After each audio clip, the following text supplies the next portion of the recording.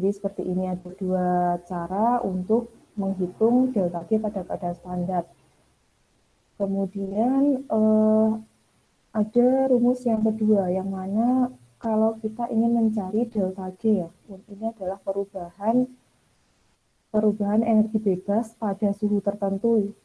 Suhu tertentu, kalau yang delta G tanpa ada 0 di atas itu berarti kan pada suhu tertentu, tidak pada keadaan standar. Nah, untuk rumusnya itu sama dengan delta G pada keadaan standar plus RT ln Q. Nah, Q sendiri ini dapat diperoleh dari pembagian aktivitas pada produk dibagi aktivitas pada reaktan. Jadi ini sudah cukup jelas ya. Kemudian kemarin kalau nilai dari delta G-nya itu kurang dari 0, maka reaksinya itu adalah spontan. Kemudian kalau delta G-nya itu sama dengan 0, maka reaksi pada saat keseimbangan. Kemudian kalau delta G lebih besar daripada 0, berarti reaksi spontan pada arah sebaliknya atau spontaneity reverse reaction gitu kan ya. Nah, kemudian kalau pada saat keseimbangan delta G sama dengan 0, sehingga diperolehlah rumus yang delta G pada keadaan standar sama dengan min RT ln dari aktivitas produk per aktivitas pada reaktan. Nah, ini bisa disingkat menjadi K kalau pada saat keseimbangan. Namun kalau pada saat suhu tidak pada keadaan keseimbangan, ini disimbolkan dengan Q ya. Namun kalau pada saat keseimbangan disimbolkan dengan K atau ketetapan keseimbangan. Nah, untuk ketetapan keseimbangan itu bisa ada keseimbangan konsentrasi dan keseimbangan tekanan ya.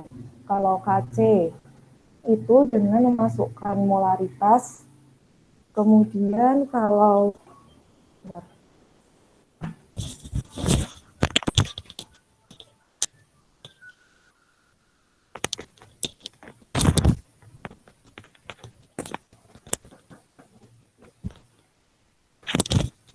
Kc itu memasukkan molaritas, kemudian kalau Kp itu memasukkan tekanan parsial dari masing-masing ya. Seperti itu. Kemudian bagaimana hubungan dari Kp dan Kc, yaitu Kp sama dengan Kc kali 0,0821 T pangkat delta N. Delta N ini adalah selisih koefisien produk dikurangi koefisien reaktan. Nah, kemudian rangkuman yang terakhir ya dari pertemuan kemarin itu adalah derajat disosiasi atau alfa. Nah, derajat disosiasi itu adalah fraksi reaktan yang terurai. Jadi kita misalkan kalau ada mol awal itu disimbolkan dengan N, kemudian jumlah mol reaktan pada saat keseimbangan itu adalah N EQ ya, maka derajat disosiasi atau fraksi reaktan yang terurai itu ini ya. Jadi alfa sama dengan mol yang bereaksi ya, mol yang bereaksi dibagi mol awal. Ini merupakan derajat disosiasi seperti itu. Jadi mol bereaksi dibagi mol awal. Mol bereaksi itu berarti kan mol awal ini mol awal dikurangi mol saat kesetimbangan. Nah, ini adalah mol yang bereaksi. Itu adalah mol awal kurangi mol saat kesetimbangan. Nah, itu rangkuman dari yang kemarin. Nah, ini ada lagi soal. Sudah terlihat ya soalnya? Izin belum, Bu. Kalau di saya masih slide 22. Oh. Masih di rangkuman rumus, iya. Kenapa seperti ini ya? Tiap Udah, Bu. kali Udah. Oh gitu. Berarti mungkin Nge-lag Bu ya. oh gini. Iya ya. Iya, iya. Ya, jadi ini ada contoh soal lagi ya. Jadi pada suhu tertentu untuk reaksi dinitrogen tetraoksida akan melakukan penguraian ya. Akan ada reaksi penguraian membentuk nitrogen dioksida. Nah, pada saat kesetimbangan terdapat 0,1 mol di nitrogen tetraoksida dan 0,06 mol nitrogen dioksida dalam suatu wadah dengan volume 2 liter. Hitunglah nilai Kc. Nah, kalau di sini kan diketahui bahwa mol-mol ini adalah mol pada saat kesetimbangan. Ketika kita sudah mengetahui mol-mol pada saat kesetimbangan, kita bisa langsung menggunakan mol-mol tersebut untuk menghitung Kc. Jadi yang perlu diperhatikan apakah dalam suatu soal itu ada kata kesetimbangan atau tidak. Kalau ada kata kesetimbangan, berarti mol tersebut bisa langsung digunakan untuk menghitung Kc. Nah, kalau tidak ada kata kesetimbangan, berarti itu belum merupakan mol saat setimbang. Jadi perlu dihitung lebih lanjut gitu. Nah, di sini menghitung Kc-nya bagaimana? Jadi Kc itu kan rumusnya produk dibagi dengan reaktan ya. Produknya itu adalah nitrogen dioksida karena koefisiennya 2 berarti di pangkat 2. Kemudian dibagi dengan reaktannya nitrogen tetraoksida. Nah, jadi Kc sama dengan NO2 kuadrat dibagi N2O4 saja. Nah, karena ini adalah molaritas, yang harus diisi kan molaritas, sedangkan molaritas itu adalah mol per volume. Jadi mol per volume. Jadi dengan memasukkan NO2-nya itu adalah 0,06 mol dibagi 2 liter volume dari ininya, volume dari wadah, kemudian dikuadratkan dibagi dengan mol dari N2O4 0,1 mol dibagi 2 liter agar menjadi molaritas ya. Masukan dari rumus ini kan molaritas, sehingga nanti dihasilkan 1,8 kali 10 pangkat min 2. Nah, inilah ketemu Kc pada suhu tertentu ya. Ini pada suhu tertentu dari reaksi ini, reaksi dinitrogen tetraoksida menjadi nitrogen dioksida. Nah, itu Kc-nya pada suhu tertentu adalah 1,8 kali 10 pangkat min 2. Nah, selanjutnya yang di B, pada suhu yang sama. Jadi, Kc pada suhu yang sama itu adalah sama. Perlu diingat kalau Kc pada suhu yang sama itu adalah sama.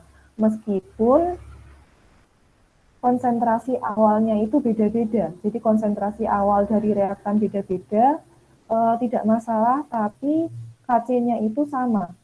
Saat suhu dari suatu reaksi itu sama, meskipun mol awal dari reaktan itu berbeda, menghasilkan Kc yang sama di akhir pada saat kesetimbangan. Nah, jadi di sini pada suhu yang sama, jadi kalau pada suhu yang sama kita bisa menggunakan Kc dari sini kan ya. Pada suhu yang sama ke dalam wadah bervolume 2 liter dimasukkan 0,8 mol dinitrogen tetraoksida. Nah, di sini karena tidak ada kata kesetimbangan berarti mol ini adalah mol mula-mula. Jadi ini adalah mol mula-mula dari reaktan. Mol mula-mula dari reaktan 0,8.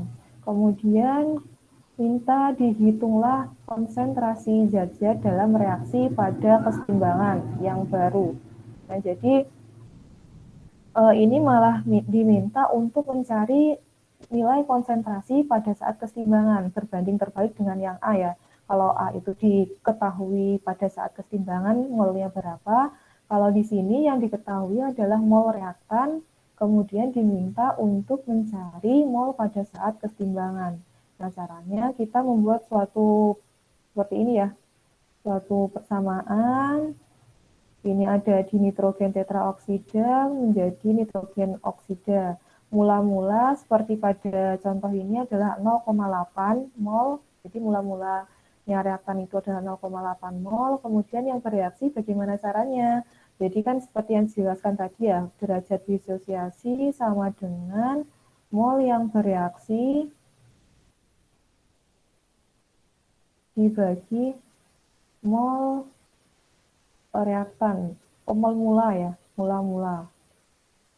Nah, jadi berapa mol yang bereaksi? Mol yang bereaksi sama dengan mol mula-mula dikali derajat disosiasi. Nah, mol mula-mulanya berapa? 0,8 kan ya, dikali derajat disosiasi. Nah, karena ini reaktan, berarti kan berkurang kan ya. Jadi ini diberikan tanda negatif. Negatif 0,8 kali alfa. Kemudian di produk, karena produk itu adalah menghasilkan produk, jadi positif. Karena koefisiennya 2, maka dikali 2 ini. 1,6 alfa. Sehingga pada saat keseimbangan dihitung.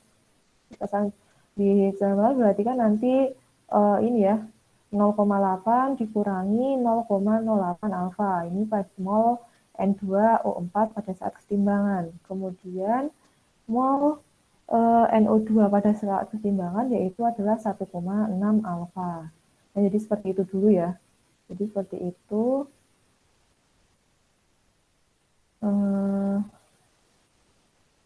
Ini sudah ada mol pada saat keseimbangan. Nah, kemudian kalian bisa menghitung nantinya alfanya itu berapa dengan cara rumus KC tadi. KC sama dengan mol dari produknya. Nah, di sini berarti 1,6 alfa karena ini mol, jadi harus dibentuk dibuat dalam molaritas dibagi 2 liter dikuadratkan. Kemudian reaktan 0,8 ya, 0,8 kurangi 0,8 alfa. Nah, KC-nya itu dimasukkan dari sini. 1,8 kali 10 pangkat min 2. Nah, jadi seperti itu. Nah, dari sini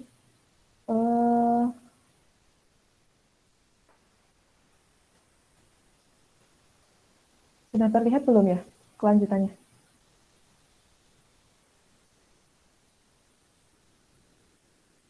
Izin Bu, kalau di saya masih di yang contoh soal. Tunggu Bu. Iya, kenapa ya? Kurang tahu juga Ibu. Apa yang HP saya yang nge-lag ya? Kurang tahu, mungkin teman-teman yang lain. Yang lain gimana? Saya juga masih contoh soal. Sama Bu, masih di contoh soal. Iya, tiap kali ngajar seperti ini Sudah sih. Bu. Sudah Bu. Iya. Sekarang baru sudah Bu. Iya. Ya, jadi tadi kan sudah ada rumusnya seperti itu ya, KC 1,8. Nah, KC kan 1,8 ya, ini dia tadi ya, dimasukkan 1,8 kali 10 pangkat min 2 sama dengan ini tadi. Ini kan 1,6 alfa bagi 2 dikuadratkan dibagi 0,8 min 0,8 alfa bagi 2. Nah, setelah itu dari 1,6 bagi 2 kan 0,8 ya. 0,8 dikuadratkan menjadi 0,64. Alfa dikuadratkan jadi alfa kuadrat. Kemudian yang reaktan itu dibagi 2 jadi 0,4 kurangi 0,4 alfa. Nah, dari sini sudah paham ya. Nah, setelah itu dikalikan saja 1,8 ini dikali silang 1,8 kali 10 pangkat min 2 kali 0,4. Jadi ketemu ini. 1,8 kali 10 pangkat min 2 kali 0,4 alfa. Ketemu 0,0072 alfa. Dikurangi 0,64 alfa kuadrat sama dengan 0. Nah, ini sudah ada persamaan seperti ini. Nah, kemudian dengan menggunakan rumus yang biasa ya, untuk menghitung alfanya, ini dimisalkan C, ini dimisalkan B, ini dimisalkan A. Dimisalkan A.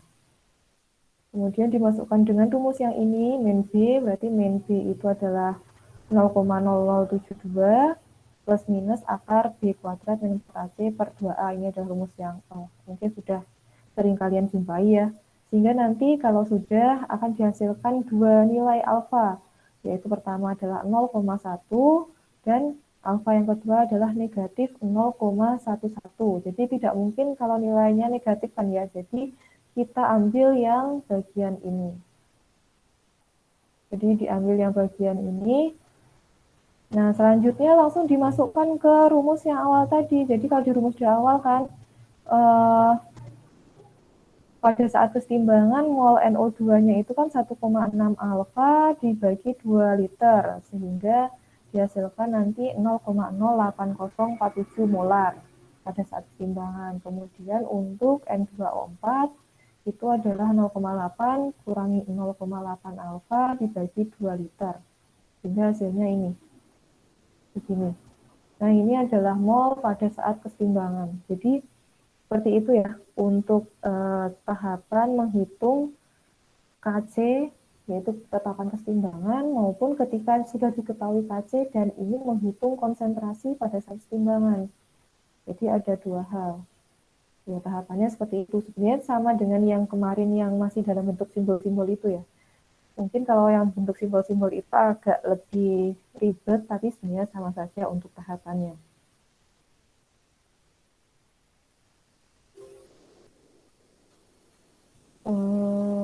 Kemudian kita lanjut ya. Sudah cukup jelas kan ya untuk yang penjelasan contoh soal pertama tadi?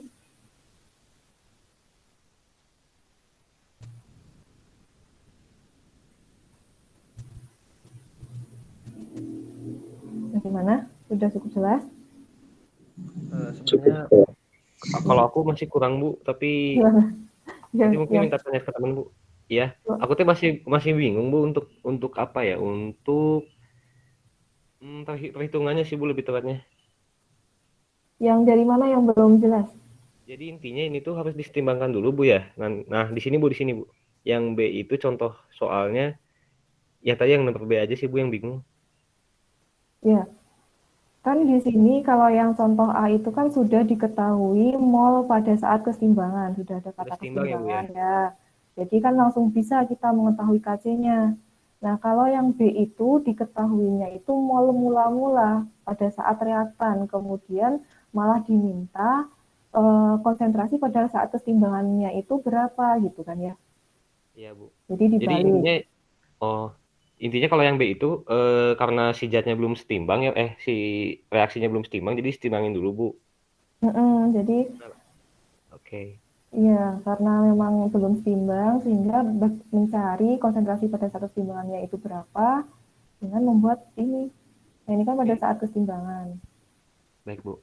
Untuk rumusnya sama berarti Bu ya, KC-nya sama ya? Iya, KC-nya sama kan, rumusnya ini. Reaksinya ini seperti yang saya jelaskan tadi, ketika suhu sama, berapapun mol dari reaktan itu memiliki KC yang sama. Oke. Oh ya Bu. Baik Bu. Makasih banyak Bu. Jadi oke Bu. Ya paham Bu. Gimana? Sudah Bu. Iya. Tadinya aku masih bingung ya. Untuk yang suhunya itu loh Bu. Maksudnya gimana ya? Tapi ya sudah Bu. Nanti lanjut dulu aja Bu. Iya. Jadi KC itu tidak terpengaruh oleh suhu ya. Hanya terpengaruh oleh suhu. Jadi nilai KC itu akan berubah ketika suhu berubah. Sedangkan kalau konsentrasinya berubah, KC-nya itu tidak berubah. Mungkin hanya menjadi tidak setimbang saja. Yang awalnya setimbang menjadi tidak setimbang. Kalau tidak setimbang berarti kan harus menjadi kesetimbangan kembali kan ya. Seperti itu. Jadi yang menyebabkan perubahan nilai KC itu hanya suhunya yang ketika berubah. Kalau konsentrasinya awal berapapun, nanti KC juga akan sama seperti itu. Meskipun yang penting suhunya itu sama. Baik Bu. Jebakan berarti ya, ini ya, simbolnya ini. Oke baik, makasih Bu. Ya. Kemudian ini kita lanjut ya, mengenai kesetimbangan heterogen. Nah, kalau kesetimbangan heterogen itu, kalau yang kemarin kan kita sudah membahas kesetimbangan homogen. Kalau kesetimbangan homogen itu melibatkan reaktan dan produk itu pada fase yang sama. Kemudian kalau keseimbangan heterogen itu adalah melibatkan reaksi di mana reaktan dan produk itu berbeda fase atau lebih dari satu fase zatnya untuk reaktan dan produk. Nah, contohnya itu adalah pemanasan kalsium karbonat.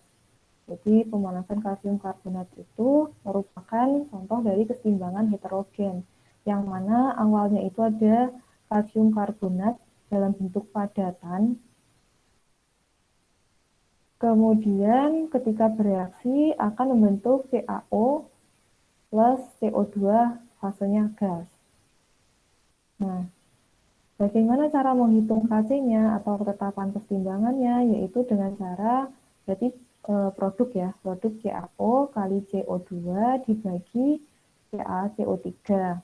Nah, namun seperti yang dijelaskan di awal bahwa padatan itu dianggapnya konsentrasi padatan itu konstan.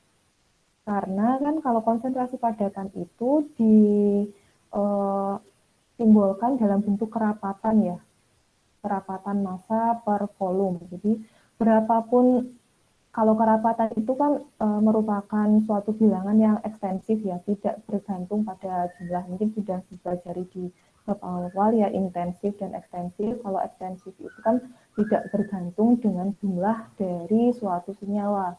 Sehingga kalau konsentrasi padatan itu biasanya dilambangkan dengan kerapatan, yaitu massa per volume. Jadi ini kan tidak bergantung dari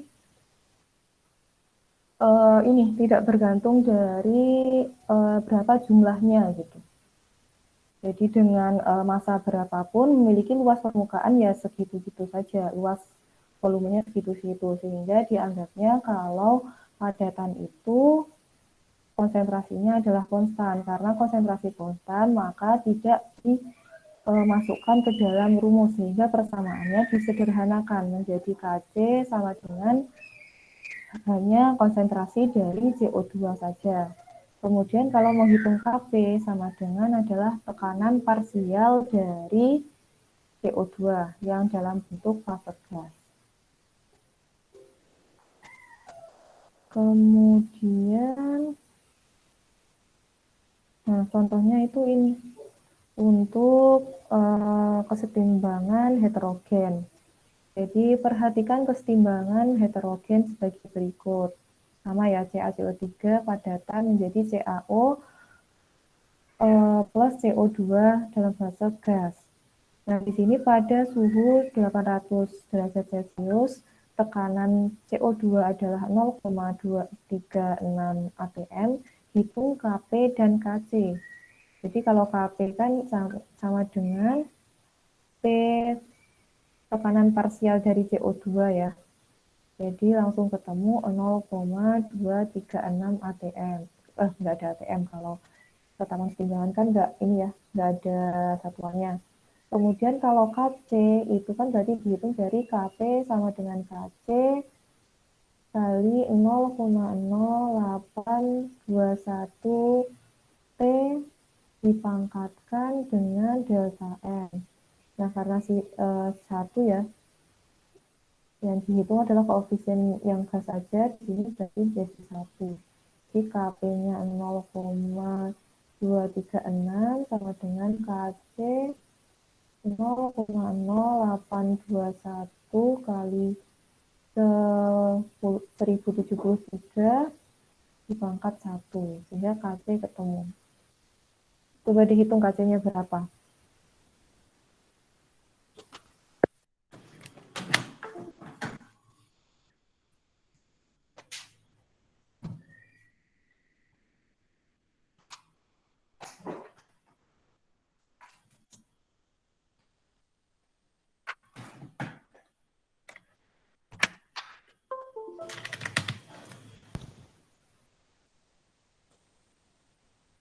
Sudah ketemu Kc-nya berapa?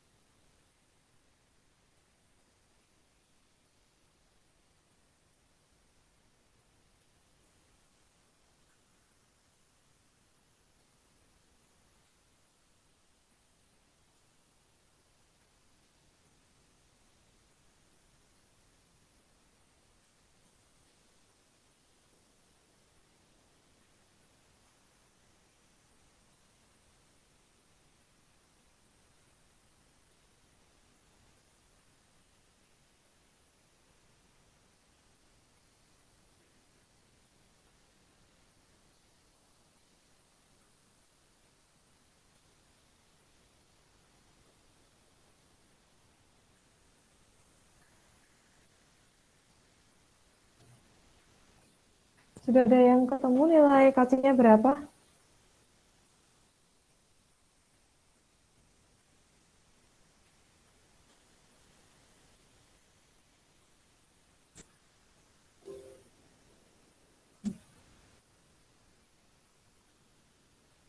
Gimana?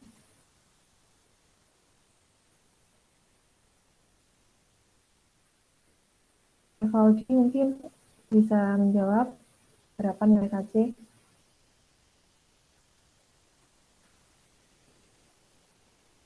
Valdi mendengar suara saya?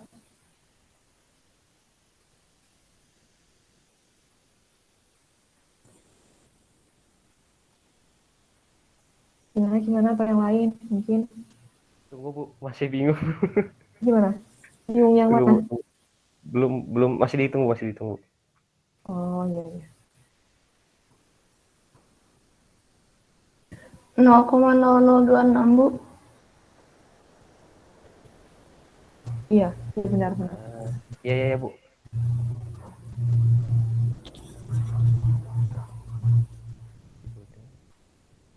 Masih bingung ya? 26 kali 10 pangkat negatif 3 ya? Gitu sih. Iya. Iya, benar. 0,68 10 pangkat min 3. Iya, Ibu. Tadi berapa teman aku teh? 0,0026 ya? Ini yang jawabannya 2,6 kali 10 pangkat min 3. Iya, Bu, berarti benar ya. Ya. Aku pakai bantuan kalkulator soalnya, Bu, jadi bingung. Gimana yang lain?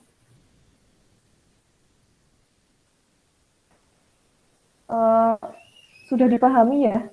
Karena memang ini banyak perhitungannya nanti. Kalau yang sekarang nanti tugas pun juga perhitungan semuanya.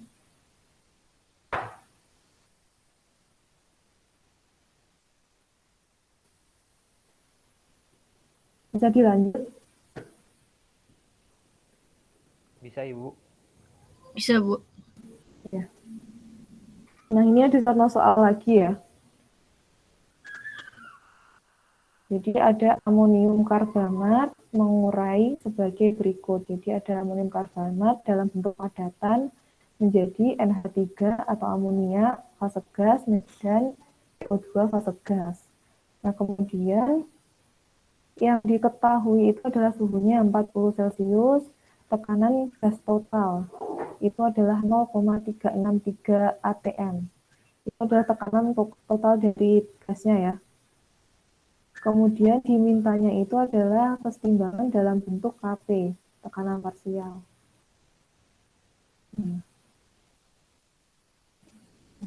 Kalau tekanan total itu berarti kan P total sama dengan P parsial dari NH3 ya, ditambah P parsial dari CO2.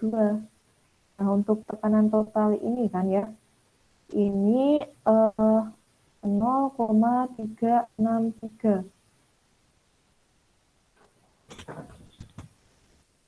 0,63, kemudian untuk tekanan NH3 itu kita simbolkan dengan, karena ini adalah 2 koefisiennya, jadi disimbolkan dengan 2X. Sedangkan kalau CO2 hanya 1, koefisiennya ditambah X saja. Sehingga nanti ketemu X sama dengan 0,363 dibagi 3. Sehingga X sama dengan 0,121. Nah, ini sama dengan tekanan parsial dari CO2. Sehingga tekanan parsial NH3 sama dengan 2 kali X kan ya, 2 kali 0,121 sama dengan 0,242. Nah, dari sini sudah dipahami atau belum? Untuk mencari P parsial dari masing-masing senyawa ya. Nah, di sini sudah dipahami? Sudah, Bu. Ya. Jadi seperti itu ya menghitungnya. Jadi ada tekanan karena ini diketahuinya adalah tekanan gas total, jadi kita cari tekanan parsial masing-masing, disesuaikan dengan koefisiennya. Jadi 2 kali X untuk NH3 ditambah X untuk CO2, karena koefisiennya 1. Kemudian ketemulah X-nya itu 0,121, dimasukkan ke awal lagi, untuk P parsial CO2 itu X saja, sehingga 0,121, kemudian PNH3 2 kali X atau 0,121, sehingga ketemu 0,242. Nah, kalau sudah ketemu parsial dari masing-masing senyawa, kita hitung Kp-nya. Kp sama dengan berarti parsial NH3 kuadrat dikali P CO2. Parsial CO2. Nah, berapa ini hasilnya?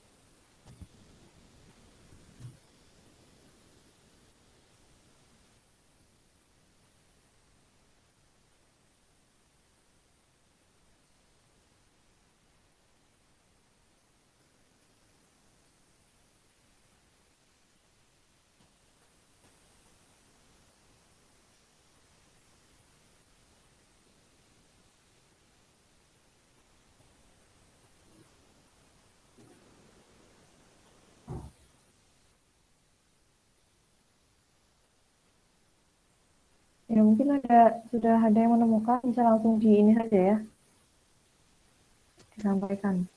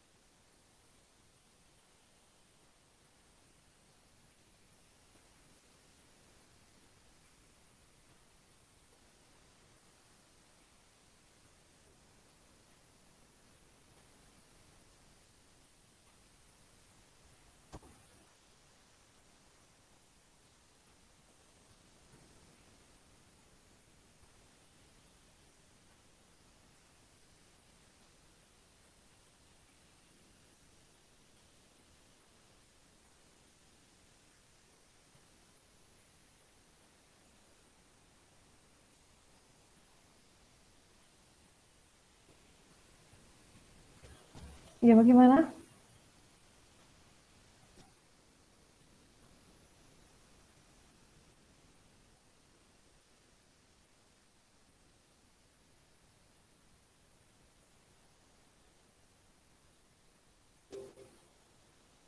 Masih belum ada yang ini menemukan jawabannya.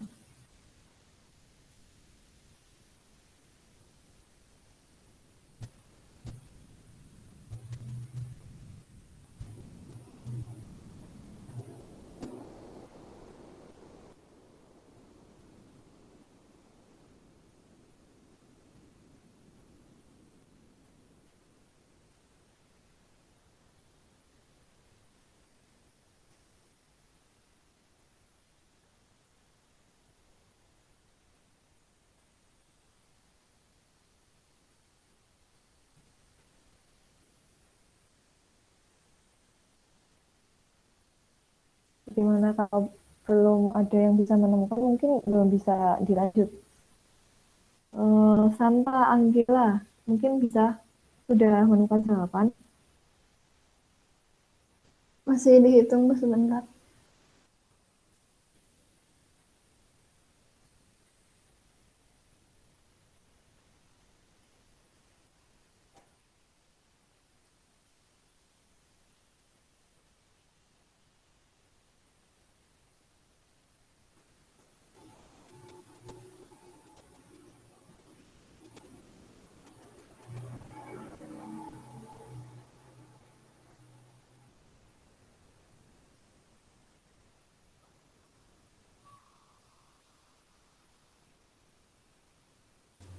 Nol koma nol tujuh Bu.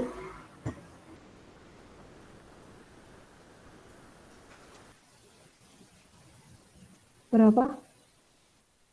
0,007. Iya benar.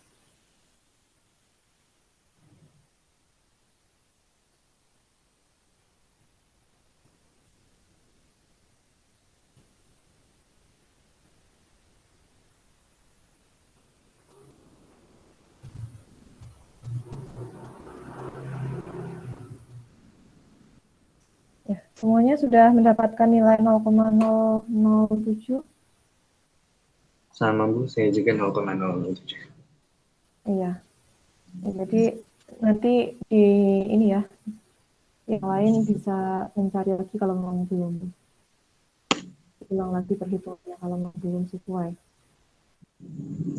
Tadi saya agak bingung soalnya pas Ibu bikin perhitungan di saya belum muncul. Oh gitu. Iya. Iya Ibu, delay Bu layarnya tadi tuh Bu. Yang mana Kak? Yang kapan? Tadi pas waktu Ibu teh menyebutkan itunya, pokoknya pas perhitungan ini belum ada di saya. Tapi setelah saya ngerjain soal gitu, nah baru muncul Ibu. Tadi saya masih bingung gitu. Iya, kenapa ya Bu? Iya. Iya kenapa ya?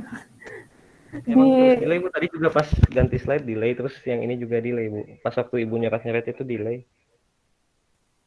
Yang pas pertama juga delay Bu. pengaturan PPT itu gimana ya? Soalnya di kelas lain juga seperti itu sih. Jadi harus kayak di back lagi, terus kayak di slideshow lagi. Seperti itu tiap slide. Kalau ini juga seperti itu. Atau mungkin nanti untuk minggu depan ini saja ya. Saya buat PDF gitu ya, biar mungkin lebih terlihat kalau kayak gitu. Oh ya coba Bu. Mungkin ini karena PowerPoint-nya Bu ya. Karena apanya? Karena PowerPoint-nya. Iya. Ya, Bu. Ya maaf ya Bu ya. Iya sama saya juga ini. Jadi nanti kalau memang ada kendala bilang saja. Soalnya saya juga nggak paham kan ya. Ya baik Bu. Terima kasih Bu. Iya. Ya, kemudian kita lanjut lagi ya. Jadi kalian sudah mengetahui tadi cara menghitung KC dan KP ya. Kalau KC itu dengan memasukkan molaritas, kalau KP itu adalah memasukkan tekanan parsialnya. Kalau KP itu hanya untuk fase gas saja.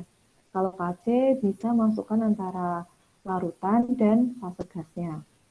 Nah, kemudian kalau kalian sudah mempunyai nilai K, kemudian ada suatu reaksi lain, itu bisa jadi seperti ini jika ada jadi hubungan-hubungan yang melibatkan K ya. Di sini misal K dipangkatkan N jika reaksi dikalikan N. Jadi kalau ada suatu reaksi seperti ini, K-nya itu adalah sebagai berikut K1 ini, 7 kali 10 pangkat 25. Nah, ketika reaksinya itu menjadi 2 kali lipat, 2 kali, maka nilai K itu adalah dipangkatkan 2.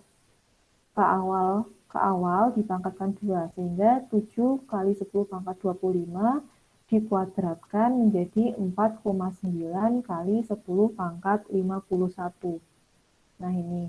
Kemudian kalau ini kan berarti di setengahnya ya reaksinya dari awal. Jadi ini reaksinya setengahnya. Nah, kalau reaksi setengahnya berarti diakarkan atau dipangkat setengah, sehingga diperoleh nilai sebagai berikut. Jadi kalau dikali, pokoknya kalau dikali reaksinya itu adalah perkaliannya, maka dipangkatkan dengan berapa pengalinya tersebut.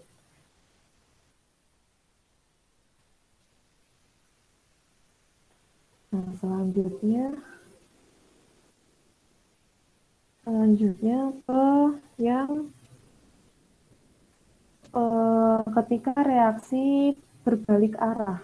Ketika arah reaksi berbalik, yang awalnya adalah seperti ini ya, nilai K-nya adalah sebagai berikut. Ketika reaksinya itu adalah dari NO2 menjadi N2O4, maka diseper nilai dari K itu. Nilai K adalah sepernya, seper dari yang awal ini. Kalau reaksi itu berbalik arah. Selanjutnya,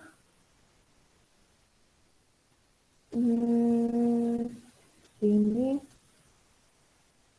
kalau ada penjumlahan ya dari dua reaksi. Jadi ada penjumlahan dari dua reaksi. Nah, itu dan K yang akhir ini adalah perkaliannya. Jadi K sama dengan K1 dikali K2. Itu K1 kali K2. Jadi ini dikali ini ketemulah K untuk yang reaksi akhir ini. Jadi kalau penjumlahan itu dikali, kalau reaksinya tadi ini ya 2 kali lipat berarti dipangkatkan. Kalau reaksinya berbalik arah diseper nilai K-nya. Jadi seperti itu untuk mengetahui nilai K atau tetapan kesetimbangan. Nah, jadi tetapan kesetimbangan itu fungsinya untuk apa? Yang pertama,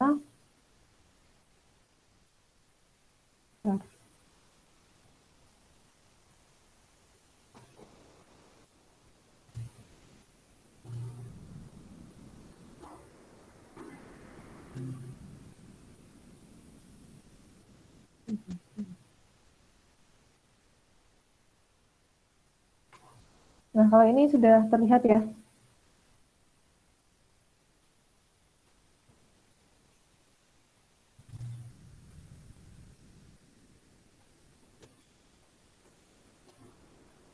Sudah terlihat untuk kegunaan tetapan kesetimbangan.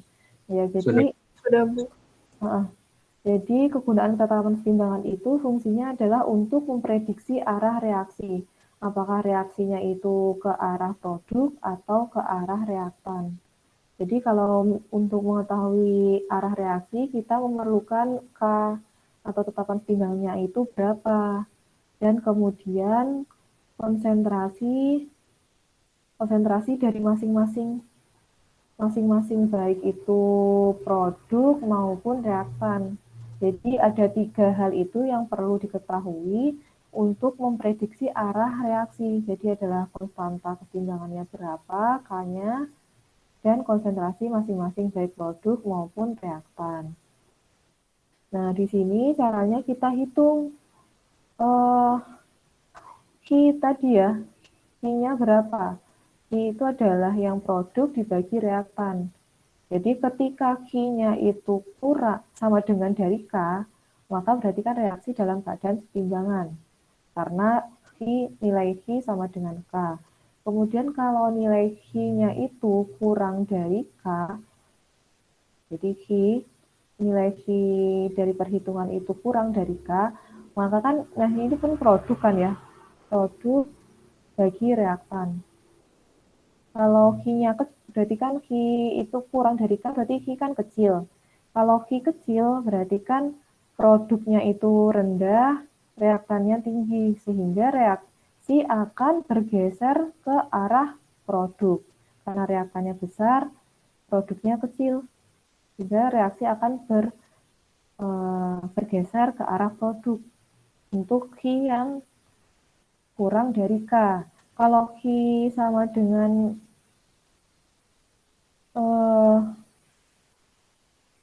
Q sama lebih besar daripada K, jadi kan produknya itu besar kan ya.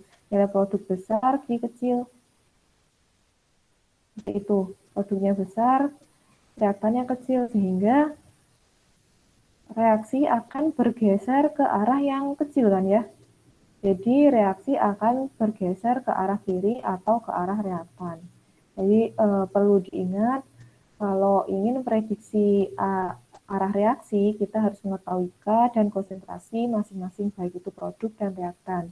Nah, kemudian dari konsentrasi masing-masing produk dan reaktan ini kita hitung V-nya. V-nya itu dengan membagi antara produk bagi reaktan. Nah, kalau V-nya kurang dari K, maka kan berarti yang besar itu di reaktannya kan ya. Karena kecil berarti kan pembaginya yang besar. Nah, karena reaktannya besar, maka reaksi akan bergeser ke produk. Jadi tidak berada dalam keseimbangan, tapi reaksi bergeser ke produk. Kemudian kalau Q lebih besar dari K, berarti kan nilainya Q itu besar ya. Q besar berarti pembilangnya yang besar. Pembilang yang besar berarti produknya yang besar. Sehingga pasti reaksi akan bergeser ke arah yang konsentrasinya kecil. Nah, berarti kalau konsentrasi kecil berarti reaksi akan bergeser ke arah kiri atau ke arah reaktan. Dan dari sini sudah paham? Ya mungkin perlu diingat-ingat saja sih. Kalau Q sama dengan K berarti seimbang. Kalau Q kurang dari K, maka reaksi akan bergeser ke arah produk. Kalau Q lebih besar dari K, maka reaksi akan bergeser ke arah kiri. Karena dilihat dari ini tadi ya. Kalau Q kurang dari K, maka kan Q kan penyebutnya yang besar kan ya. Penyebut yang besar berarti konsentrasi reaktan besar. Kalau konsentrasi reaktan besar berarti kan reaksi pasti akan bergeser ke arah konsentrasi kecil. Konsentrasi kecil ini produk, jadi bergeser ke arah produk. Kalau Q lebih besar dari K, maka Q-nya itu yang besar itu di konsentrasi produknya, pembilangnya. Nah, karena produknya besar, seperti yang kita ketahui bahwa arah reaksi itu ke konsentrasi yang kecil, sehingga reaksi akan bergeser ke arah reaktan. Nah, ini perlu dipahami dan diperhatikan. Bagaimana? Sudah jelas?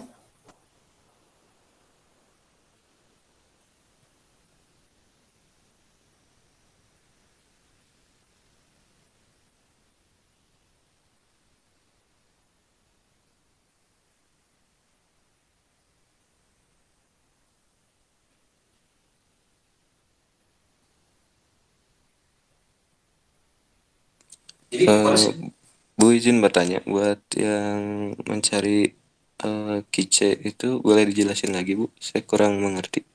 Ya, QC itu sama tadi ya. QC itu produk sama produk per reaktan ya. Produknya itu adalah konsentrasi HI. Kalau misalnya dari reaksi ini ya HI, karena koefisiennya 2 berarti dikuadratkan dibagi dengan konsentrasi hidrogen reaktannya kan ya I iodida. Ini mencari ini ya. Nah, kalau ini kan produk kan ya. Ini produk yang pembilangnya produk, penyebutnya reaktan. Nah, kalau nilai VC dari hasil perhitungan itu adalah kurang dari K, K itu sudah diketahui ya, maka kan berarti kalau VC-nya kecil itu berarti kan kemungkinan nilai dari reaktannya besar kan, nilai pembaginya. Nilai pembagi besar berarti kemungkinan konsentrasi reaktannya itu besar. Nah, konsentrasi reaktan besar maka akan menyebabkan reaksi itu bergeser ke arah produk. Dari sini sudah paham?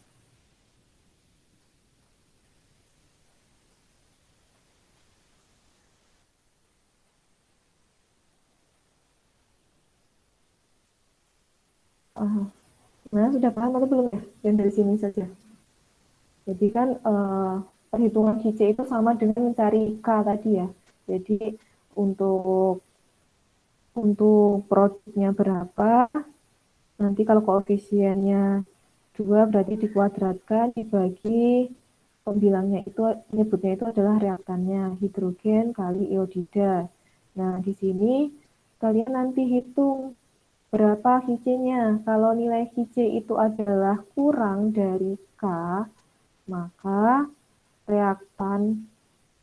kan kemungkinan besar reaktan itu akan besar kan ya, karena produk dibagi reaktan, kemudian QC-nya itu kecil, jadi reaktannya itu berarti pembaginya itu kan kecil kan ya, besar kan ya. Ketika pembagi besar berarti mengindikasikan bahwa konsentrasi reaktan itu besar.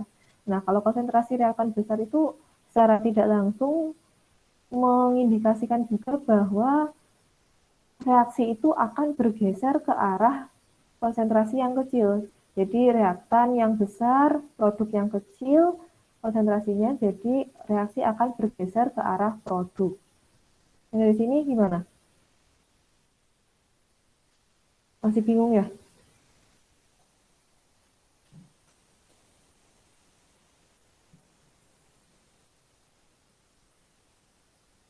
Nggak apa, kalau masih ada yang bingung bilang aja. Ibu, Gimana? ini Bu gini.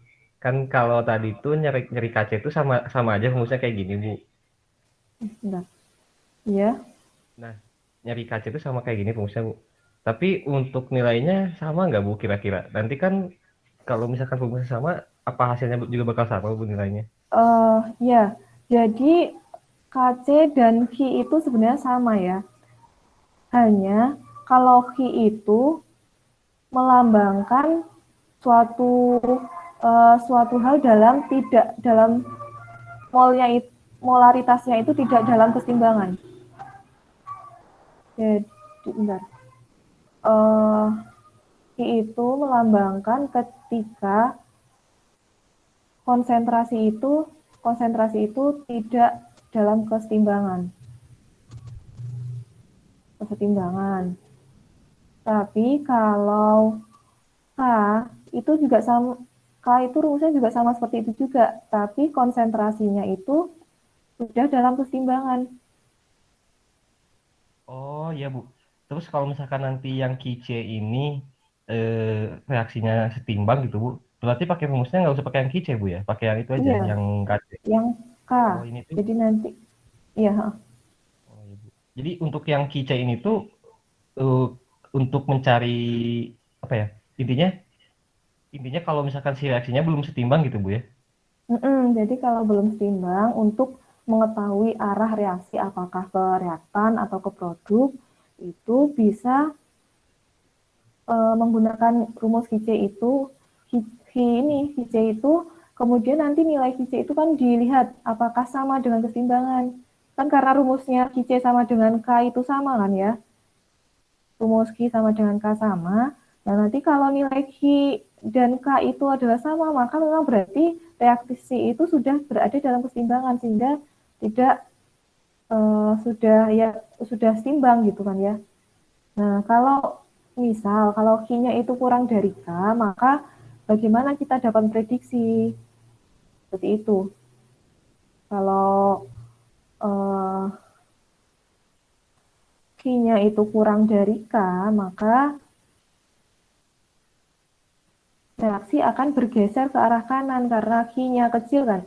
Q-nya kecil itu berarti kan mengindikasikan bahwa yang besar itu adalah di bagian reaktan ini kan ya, di penyebutnya.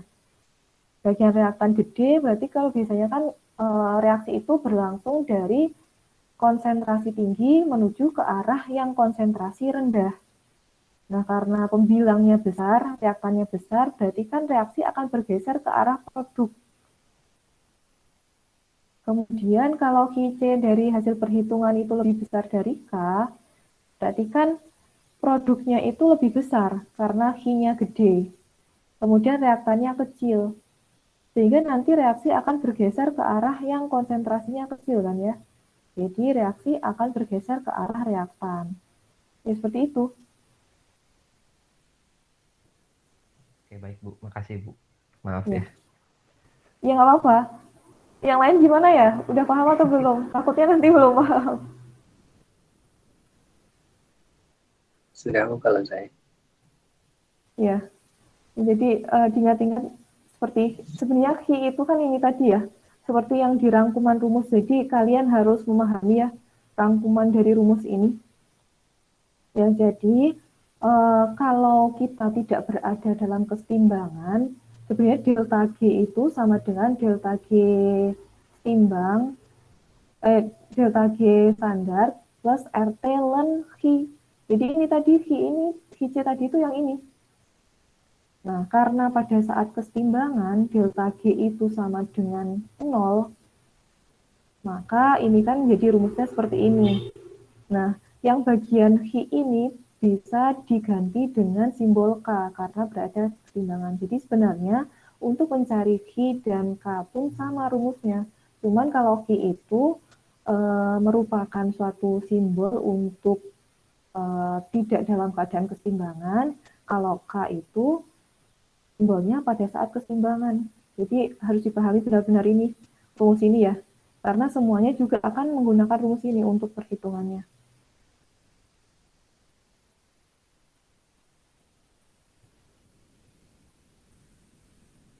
Nah, coba kita sama-sama mengerjakan saja ya ini. Berarti ada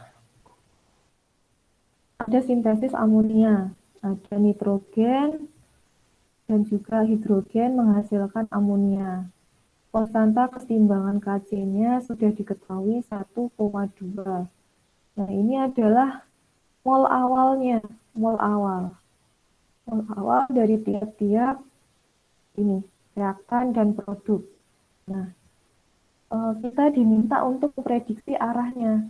Jadi untuk prediksi arah tadi kita hitung Hi-nya berapa? Hi-C sama rumusnya ya.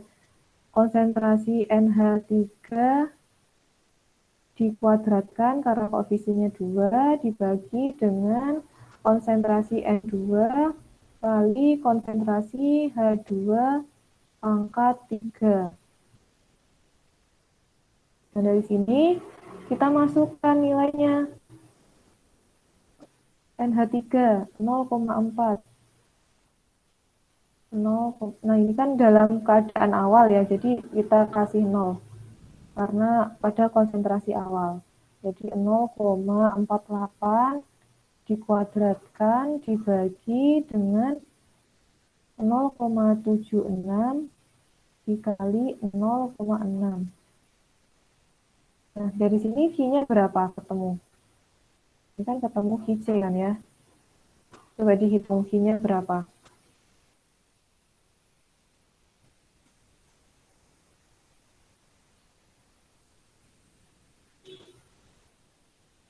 Sudah terlihat kan tulisan saya? Belum, Bu. Belum ada coret-coretnya, Bu. Ya. Iya. Bentar. Tunggu, Bu, sampai dia muncul, Bu. Sekarang udah? Nah, ada, Bu. Ada. Ya udah. Kayaknya nanti ini deh. Ya. Jadi seperti ini. Tadi konstantanya sudah ada 1,2 kan ya. Nah, kemudian ada molaritas awal. Kemudian kita diminta mencari arah reaksi.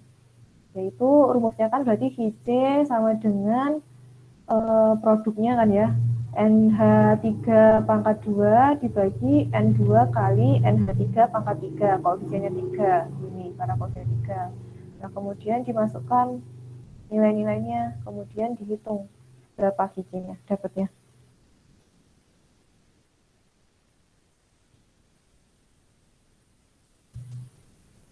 Nol koma 6648 Bu. Ketikung.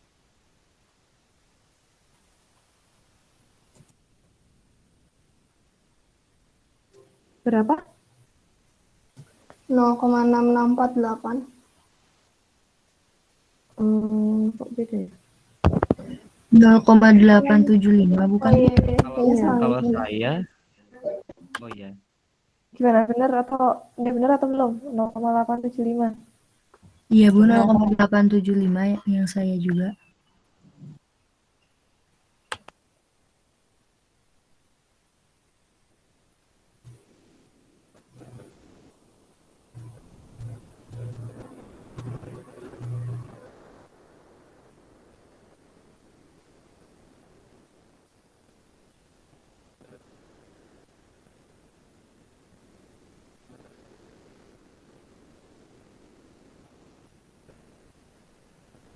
Ya.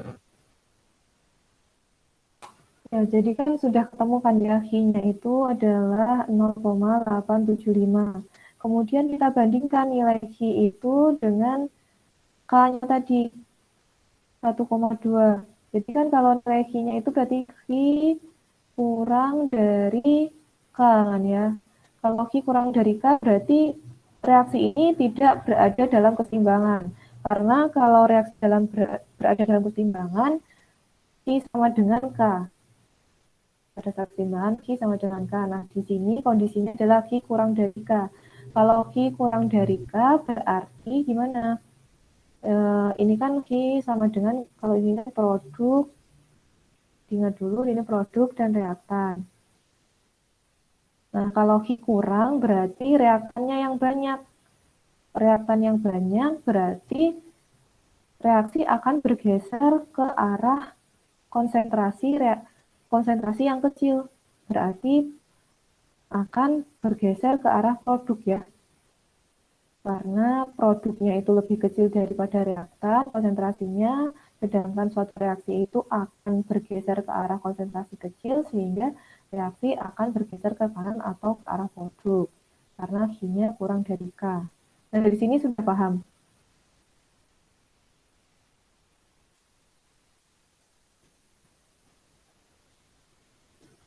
Paham Ibu. Cukup paham, Bu.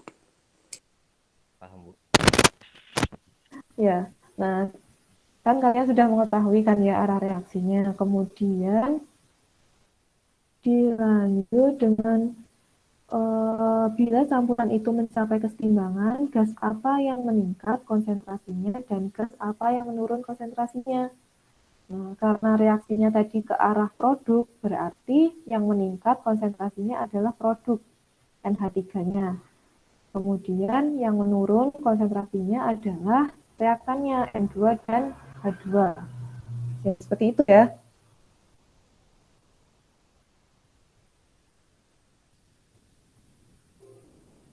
Kemudian bisa kita lanjut ke kegunaan kedua dari tetapan keseimbangan. Digunakan untuk menghitung konversi atau konsentrasi keseimbangan. Caranya itu sama ya sih, sama yang derajat disosiasi tadi tahapannya. Maksudnya sebenarnya itu tetapan keseimbangan dapat digunakan untuk menghitung konversi atau konsentrasi kan ya, menghitung konversi atau konsentrasi keseimbangan seperti yang ada di soal awal tadi ya, yang mana sudah diketahui K-nya dari rumus yang A, dari soal yang A, kemudian diminta mencari konsentrasi pada saat keseimbangan. Nah, itu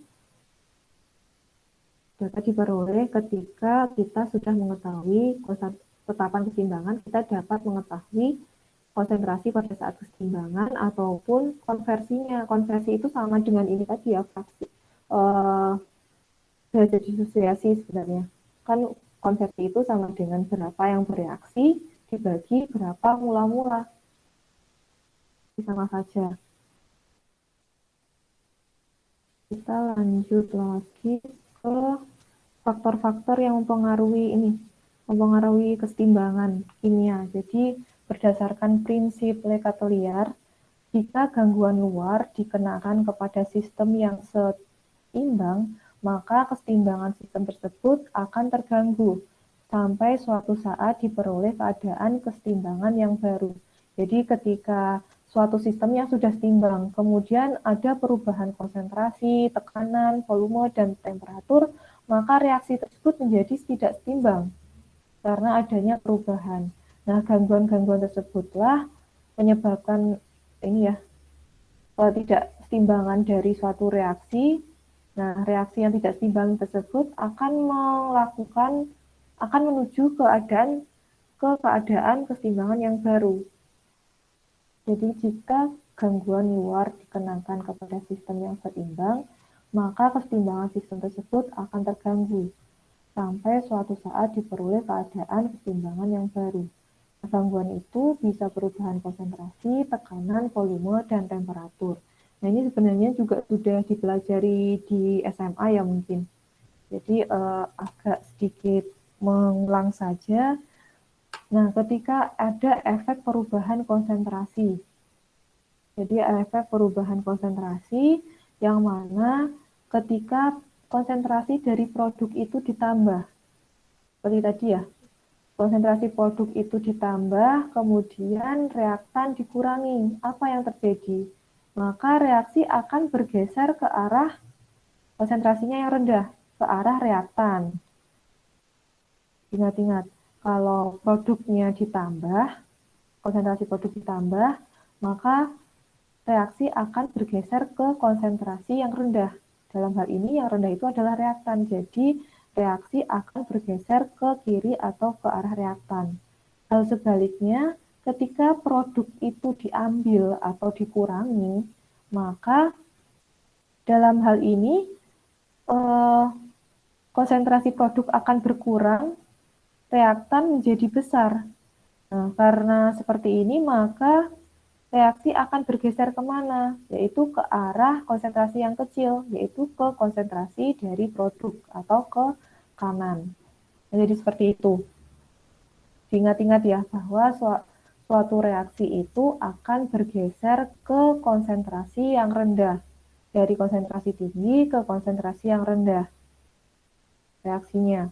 Nah, ketika produknya ditambah, berarti kan konsentrasi produk menjadi besar. Sehingga kesetimbangan akan bergeser ke kiri atau ke reaktan. Kemudian kalau produknya itu dikurangi atau diambil, maka kesetimbangan itu akan bergeser ke arah produk karena produknya konsentrasinya berkurang. Nah, dari sini coba ini ada soal ya. Ada suatu kesetimbangan di sini N2 plus H2 menjadi amonia. Kc-nya itu adalah 2,3 kali 10 pangkat min 3. Kemudian konsentrasi pada saat kesetimbangan itu N2-nya adalah 0,83, H2-nya 8,8, dan NH3-nya 1,5. Nah, kemudian ada gangguan. Ada gangguannya yaitu dengan menambahkan NH3 ke dalam campuran yang sudah setimbang tadi. Karena ada gangguan berarti kan reaksi menjadi tidak setimbang ya. Nah, gangguannya itu adalah penambahan NH3 menjadi 3,65. Di sini dapat dilihat ya, NH3 pada saat kesetimbangan itu 1,05, kemudian diberikan gangguan hingga konsentrasi NH3-nya itu 3,65. Nah, kemudian apa yang kemudian bagaimana kesetimbangannya itu akan bergeser kemana? Ketika konsentrasi dari produknya itu ditambah.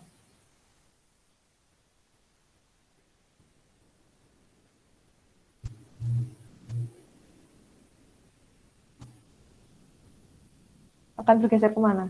Kalau ini kan awalnya 1,05 ya produknya, kemudian menjadi 3,65. Jadi reaksi kesetimbangan akan bergeser ke mana?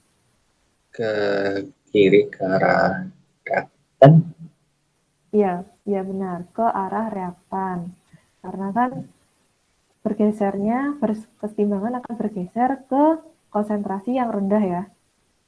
Konsentrasi yang rendah ke arah reaktan. Nah, itu untuk menjawab yang A. Kemudian yang B bagaimana? Confirm your prediction dengan menghitung Q tadi. Jadi kita hitung Q-nya itu berapa? Q sama dengan NH3 ya. NH3. Bentar, nanti takutnya.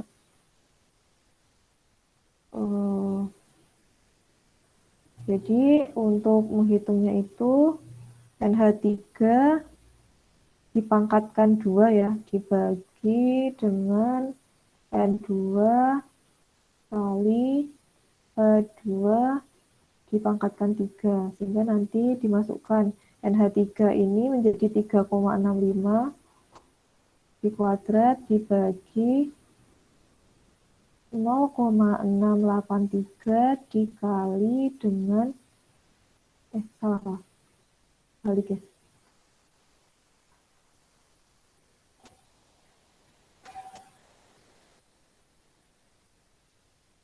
N2-nya itu adalah Oh iya benar sih. 0,683 dikali 8,8 pangkat 3. Nah, ketemu lagi. Q-nya berapa?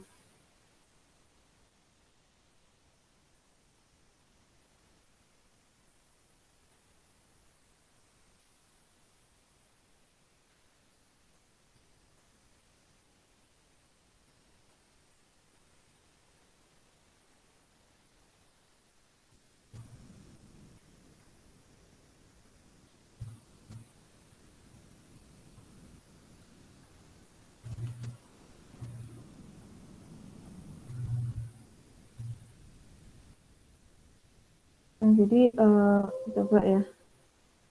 Waktunya juga sudah mepet, jadi langsung saja ya. Jadi tadi akan reaksi bergeser ke arah kiri ya, ke arah reaktan karena ada sedikit NH3 yang ditambahkan, sehingga sistem tidak lagi berada pada keseimbangan. Sehingga reaksi akan bergeser dari kanan ke kiri untuk mencapai keseimbangan. Nah, kemudian cara menghitung QC, Pak, seperti rumus pada mencari arah reaksi tadi ya. Apakah prediksi kita itu benar gitu? Dengan cara masukkan molaritas dari NH3 dibagi molaritas N2 dan molaritas H2 di pangkat 3. Sehingga dihasilkan 2,86 kali 10 pangkat min 12.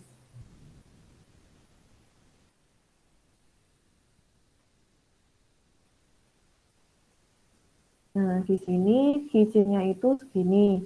Kemudian kalau dari K-nya tadi, kalau dari awal adalah 2, berapa gitu, 2,6 kali 10 pangkat min 3. Nah, seperti kita ketahui bahwa berarti Q lebih besar daripada KC. IC. IC lebih besar daripada KC.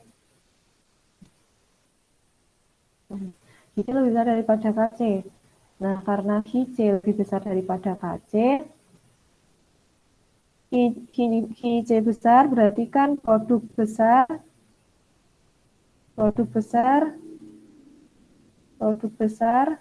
berarti kan akan bergeser ke reaktan yang kecil.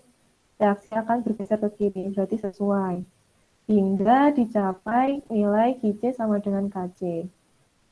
Jadi reaksi akan bergeser dari kanan ke kiri hingga diperoleh nilai QC sama dengan nilai KC. Jadi seperti itu ya, nanti kalian ini sendiri ya, kalian pelajari sendiri karena ini juga pengulangan dari waktu SMA. Jadi kemudian ada efek perubahan volume dan tekanan.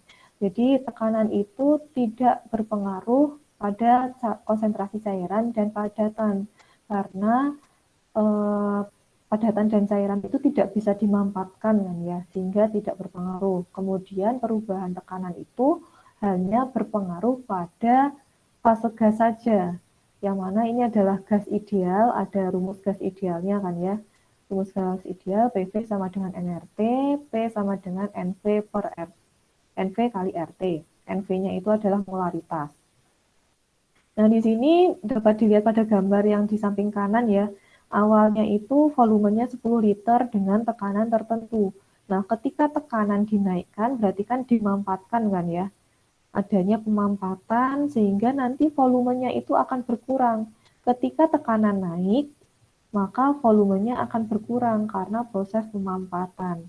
Nah, apa yang terjadi ketika tekanan gas dinaikkan pada suhu konstan, maka V akan turun, yang awalnya jadi 10 liter menjadi 1 liter untuk nilai volumenya.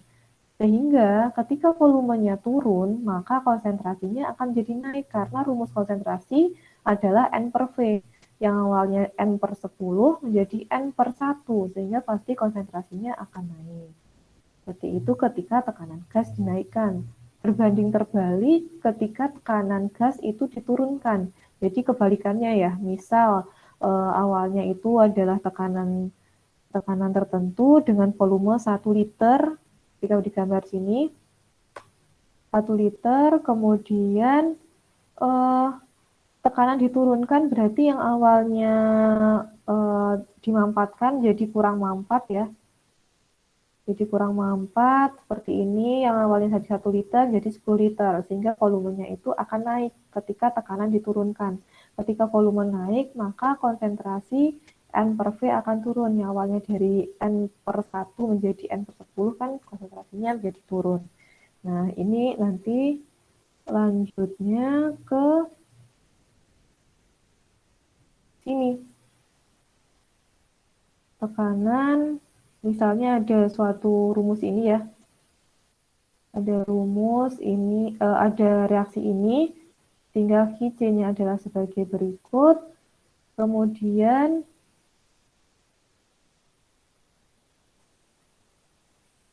kan ini, untuk QC kan berarti produk dibagi reaktan. Nah, ketika tekanan naik, tadi sudah dijelaskan tekanan naik, maka volumenya menjadi turun kan ya. Volume menjadi turun, maka konsentrasi menjadi naik. Konsentrasi naik ya. Konsentrasi naiknya di sini, jika dimasukkan pada rumus QC ini, ketika konsentrasi naik, berarti konsentrasi ini naik, reaktan naik, produk naik. Tapi karena di sini ada pangkat kuadrat untuk N2, maka QC-nya itu akan besar. Jadi, produknya itu akan menjadi besar kan ya, karena ada ini koefisien kuadratnya atau pangkatnya. Jadi sebenarnya ketika tekanan naik, volume menjadi turun, maka keseimbangan akan bergeser ke arah koefisien gas yang kecil. Karena kalau dilihat dari sini ya, dari ini kan berarti kalau konsentrasi naik, berarti ini menjadi besar. Nilainya besar. Terus ini menjadi kecil. Seperti yang kita ketahui bahwa keseimbangan akan bergeser ke arah konsentrasi yang kecil. Jadi nanti kan pada tekanan besar maka keseimbangan akan bergeser ke koefisien gas yang kecil. Kemudian sebaliknya ketika tekanan diperkecil maka keseimbangan akan bergeser ke koefisien gas terbesar. Jadi seperti itu. Jadi kebalikan. Jadi ketika tekanan berbesar, volume menjadi kecil, maka konsentrasi menjadi besar. Konsentrasi menjadi besar, nanti pokoknya keseimbangan akan bergeser ke koefisien gas yang kecil. Koefisien gas plus ini jumlah koefisien gas yang kecil antara produk dan reaktan. Nah, di sini kan koefisien untuk produk 2, kemudian reaktan 1. Nah, ketika tekanan dinaikkan, maka akan bergeser ke kiri, karena koefisien gasnya kecil. Nah, ketika tekanan diturunkan, maka volume besar menyebabkan konsentrasi kecil, konsentrasi turun. Nah, konsentrasi turun, maka nanti keseimbangan akan bergeser ke koefisien gas yang besar. Jadi nanti ketika tekanan diturunkan, maka koefisien akan bergeser ke arah koefisien yang besar. Nah, kalau dengan reaksi ini berarti ke arah produk. Jadi nanti dipelajari saja ya, karena waktunya juga sudah hampir selesai. Jadi ini contohnya. Jadi yang perlu diingat ketika tekanan diperbesar, maka tekanan diperbesar, maka keseimbangan akan bergeser ke koefisien yang kecil. Kalau tekanan diperkecil, maka keseimbangan akan bergeser ke koefisien yang besar. Jadi misal kalau A ini berarti kan koefisien reaktan 0, koefisien produknya 1. Jadi ketika tekanan diperbesar akan berpindah ke koefisien yang kecil. Jadi bergeser ke kiri. Nah, kalau yang ini koefisiennya 1, ini jumlahnya 2. Jadi akan berpindah ke kiri juga. Nah, di sini ini koefisiennya 2, di produk 2. Kalau sama-sama berarti dengan naiknya tekanan tidak mempengaruhi keseimbangan. Kemudian kalau di sini ini ada 4 di reaktan, ini ada 2, sehingga nanti reaksi keseimbangan akan bergeser ke kanan. Karena untuk tekanan besar berpindah ke koefisien ini ya, koefisien yang besar. Koefisien yang kecil. Jadi diingat-ingat saja. Selanjutnya, faktor yang terakhir itu adalah faktor suhu ya. Jadi faktor suhu, kita misalkan ini ada suatu reaksi tadi ya, N2O4 menjadi NO2. Nah, ketika reaksinya ke kanan itu adalah endotermis. Jadi reaksi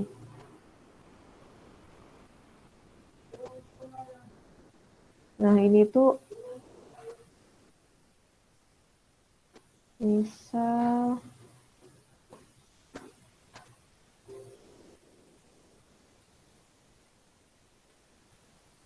jadi misal ada suatu reaksi tadi ya N2O4 menjadi N2O.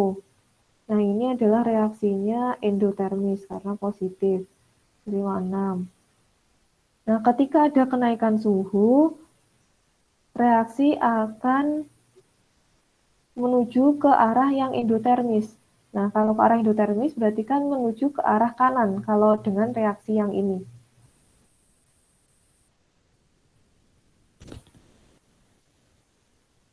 Sudah terlihat ya tulisannya? Belum, Bu. Gimana ya? Udah. Sekarang udah. Sekarang sudah. Ya, jadi misal ada suatu reaksi seperti ini ya, dinitrogen tetraoksida jadi 2N2O. Nah, reaksinya itu adalah endotermis dengan arah yang seperti ini. Nah, ketika ada kenaikan suhu, maka reaksi endotermis kenaikan suhu maka akan mendorong menuju ke arah reaksi endotermis, menuju dari kiri ke kanan ketika ada kenaikan suhu.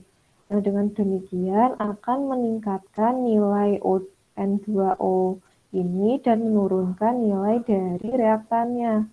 Nah, berbeda ketika ada penurunan suhu. Nah, kalau ada penurunan suhu, reaksi akan bergeser ke reaksi yang eksotermis. Jadi, kalau dari rumus ini, dari reaksi ini berarti reaksi akan bergeser dari kanan ke kiri karena pada penurunan suhu itu akan bergeser ke arah yang eksotermis. Sehingga konsentrasi dari N2O ini akan berkurang dan kemudian konsentrasi dari N2O4 itu akan meningkat. Seperti itu. Dan terakhir itu adalah yang ini. Seperti yang saya jelaskan tadi ya, bahwa nilai K itu tergantung dari suhu. Ketika suhunya tetap, maka konsentrasi awal berapapun, K-nya itu tetap. Jadi K itu akan berubah terhadap suhu. Nah, seperti rumus yang ada di awal ya, bahwa pada delta G standar itu sama dengan delta H min T delta S standar. Kemudian pada saat kesetimbangan, delta G juga min RT ln K. Nah, di sini nanti ketemulah ln K ini sama dengan delta S per R min delta H per RT. Kemudian kalian bisa membuat suatu grafik yang mana Y itu adalah ln K, kemudian X-nya itu adalah seperti. X-nya itu adalah seperti ini. Nah, nanti misal pada suatu contoh soal itu ada nilai K dan juga ada nilai T. Pada berapa titik, misal minimal 3 titik ya. Minimal ada 3 titik, kemudian kalian bisa membuat kurva ini. Membuat kurva ini yang mana nanti seperti itu dibuat X, kemudian ln K itu dibuat Y-nya.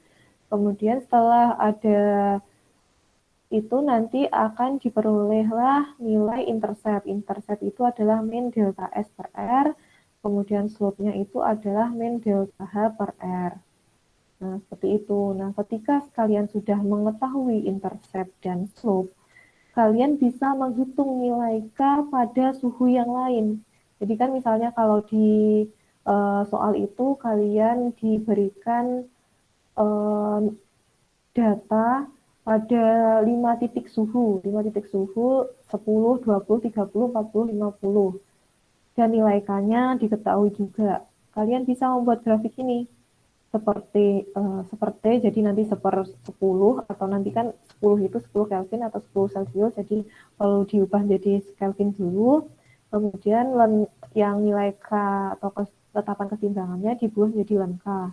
Nah, kemudian setelah dibuat grafik nanti kalian bisa menentukan nilai dari intercept dan juga slope-nya dari grafik tersebut. Nah, ketika kalian sudah mengetahui intercept dan slope-nya, kalian bisa menghitung nilai K pada suhu yang selain 5 titik tersebut, misal pada suhu 60.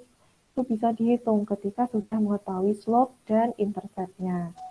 Nah, rumus yang lain lagi itu adalah persamaan Van Hoff. Ketika kita sudah mengetahui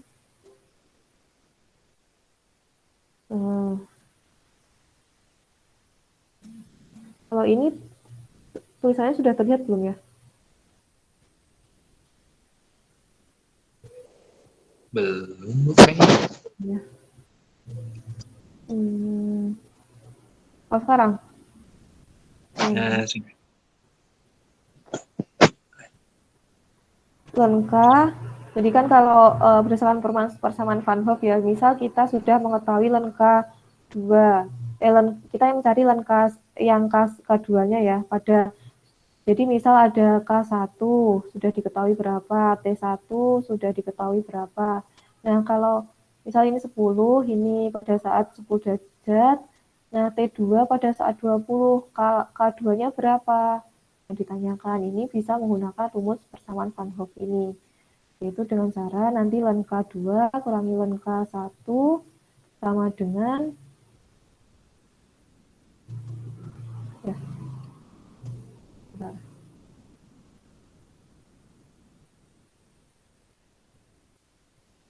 Oh, ini setelah ini ada pertemuan lagi, kuliah lagi atau enggak ya? ada perkuliahan K3, Bu. Oh ya, sepertinya sudah ini ya, sudah lebih ya. Lebih 2 menit. Iya, ya kalau gitu mungkin nanti dipelajari sendiri ya. Untuk pokoknya ini tuh nanti persamaan Van Hoff untuk mencari K ketika sudah diketahui K1, T1, dan T2-nya. Mencari K2-nya itu bisa menggunakan persamaan Van Hoff.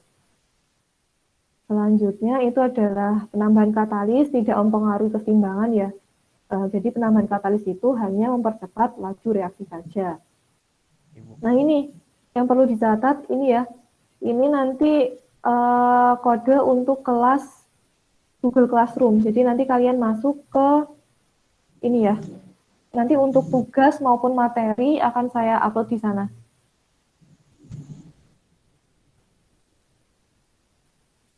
Ya, Baik, seperti itu ya. Bu, tapi izin tanya sebelumnya, Bu, untuk Iya. hukum Van Hoff itu hampir sama kayak hukum Hess nggak, Bu? Gimana? Untuk hukum Van Hoff itu hampir sama kayak hukum Hess nggak, Bu? Kalau hukum Hess itu kan buat menentukan entalpi kan ya. Tapi untuk metodenya, maksudnya kayak konsepnya gitu, Bu. Konsep Kan beda kalau sih. hukum Hess itu beda ya. Kalau Hess itu gimana? Kalau Hess itu kan kalau nggak salah biar si suatu reaksi itu dibagi-bagi gitu, Bu. Kan biar nggak panjang reaksinya. Jadi dibagi-bagi jadi 3 tahap. Misalkan ada 1 tahap reaksi dibagi jadi 3 tahap, tapi hampir sama gitu, Bu, isinya tuh. Enggak. Hasilnya nanti sama gitu. Oh, beda ya? Iya, beda.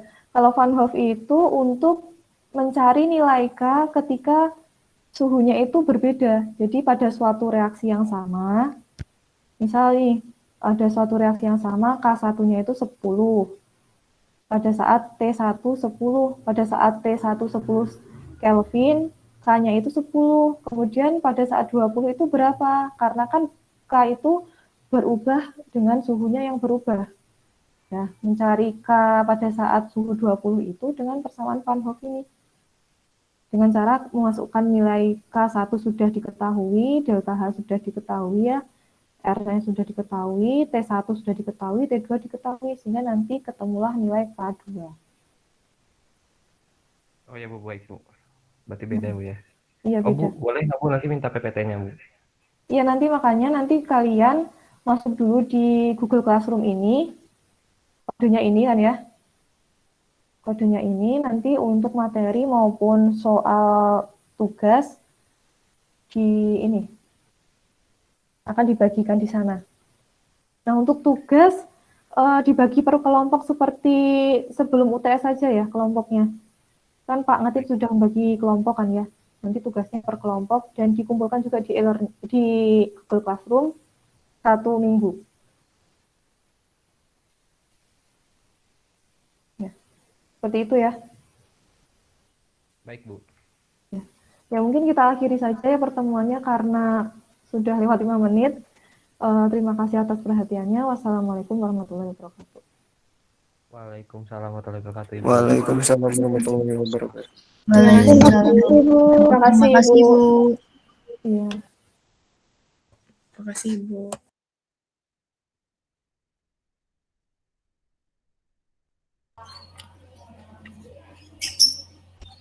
Izin tanya. Teman-teman. Eliza. Apa, kenapa? BTW ya, yang tadi itu hukum Van Hoff itu sebenarnya Bentar, Cong. Sebelum lanjut, mohon maaf ini mah. Aku nggak merhatiin Ibu dari tadi. begitu. So Deska. Oke. Ya wes, mending keluar semua yuk.